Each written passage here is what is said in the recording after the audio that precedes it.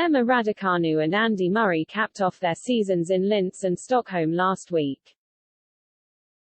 The 19-year-old's unprecedented breakthrough season came to an end with a second-round defeat to a qualifier at the Upper Austria Ladies Linz after she received a bye. She also announced her new coach, and hit headlines when England rugby coach Eddie Jones pinned her recent losses down to distractions, before backtracking on his comments and even inviting the teenager to Twickenham.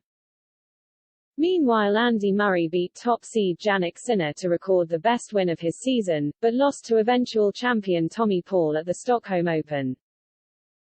It's not just the British Grand Slam champions whose years are coming to an end, as the ATP and WTA finals both kicked off last week, with the top 8 players of the season in the men's and women's sides facing off at the prestigious year-end championships, which conclude this week. Express Sport takes a look at the biggest stories from on and off the tennis court over the last week. Raducanu ticked off yet another career first in her young career last week, as she was the top seed at a tournament for the first time while competing in the Upper Austria Ladies Linz, a WTA 250 event. The US Open champion, who turned 19 on Saturday, November 13, received a bye to the second round in Linz, where she faced qualifier and world number 106 Xinyu Wang, coming back following a one-sided first-set loss before she was narrowly defeated 1-6, 7, 6, 0, 5, 7, seeing her breakout season come to an end. Although the world number 20 lost early in Linz, many saw the match as her best since her historic US Open title run, as she was able to get herself out of trouble and dig deep to make it a close battle, even saving match points when Wang served for the match at 5-4 in the final set after Raducanu got injured and needed a medical timeout. Following the defeat and the end to her incredible breakthrough 2021, the Bromley teenager also confirmed that she had appointed Torben Beltz as her new coach, a seasoned pro who led Angelique Kerber to the world number 1 ranking and 2 of her 3 Grand Slam titles. Murray was also back in action this week for one last time in 2021 at the stacked Stockholm Open, and made it to his second quarterfinal of the season. He defeated world number 354 Viktor Djuricevich 6-1, 7, 6, 7 in the opening round before facing top seed and world number 10 Jannik Sinner for the first time in his career, producing a dominant display to defeat the world no 1-0, 7, 6, 4, 6, 3 in 2 hours and 15 minutes. The former world number 1's convincing win over the young Italian was heralded as his best win since undergoing hip surgery in early 2019, as he had also defeated then world number 10 Hubert Hurkacz in the recent Erste Bank Open, but the Pole was the 5th seed there rather than top seed, and the Brit needed 3 sets to narrowly overcome his opponent 6-4, 6, 7, 6, 6, 3. The victory led Murray to his second quarterfinal since October 2019, but he was unable to make a first semi-final since his title win at the Antwerp ATP 250 2 years ago, as he lost to world number 52 and eventual champion Tommy Paul 2, 6, 6, 3, 3, 6.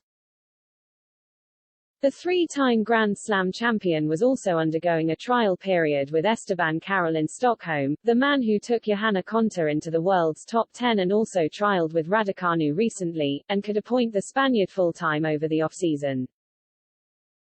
Raducanu found herself on the receiving end of criticism from England rugby head coach Eddie Jones last week, as he commented on Raducanu's recent defeats while trying to protect Marcus Smith, after the young star was instrumental in England's dominant 69-3 win over Tonga. The big thing for good young players is distractions. The distractions could be the exposure they get in the media, the praise they get, the criticism they get, Jones said, in a warning to 20-year-old Smith. There can be groups of agents who see this guy as the next big thing. There's a reason why the young girl who won the US Open hasn't done so well afterwards. What have you seen her on, the front page of Vogue and Harper's Bazaar or whatever it is, wearing Christian Dior clothes? All that is a distraction around her. He was slammed for his remarks after failing to refer to Raducanu by name, while it was also pointed out at the time that the world number 20 had played just 2 events since winning the US Open, winning 2 matches and losing 2.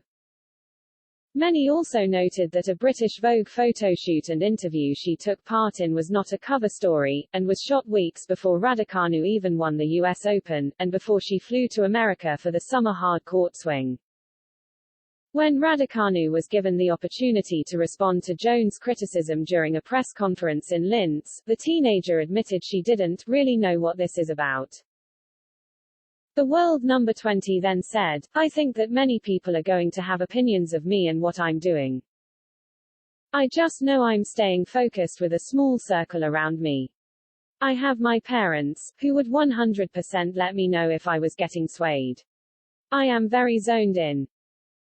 Later in the week, Jones said he wasn't criticizing the US Open champion, and even sent her a letter with an invitation to clear things up.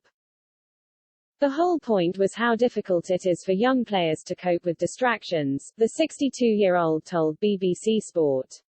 So the point I made was not wrong. I can't control if it's taken out of context. There was no criticism of Emma. I have sent her a letter just to reinforce that, and hopefully we'll see her at Twickenham shortly. The season-ending championships for both the ATP and WTA tours are underway. The WTA finals, which were cancelled in 2020, have moved to Guadalajara in Mexico as a one-off, as the usual host city of Shenzhen was unable to stage the event, and the tournament has so far been a success. Most of this year's qualifiers are all making their debut, and the final 2 women to qualify, Annick Kontaveit and Paula Badosa, are the first 2 into the semi-finals after winning their first 2 round-robin matches in their respective groups. After starting last Wednesday, November 10, the semi-finals will take place on Tuesday, November 16, and the final on Wednesday, November 17.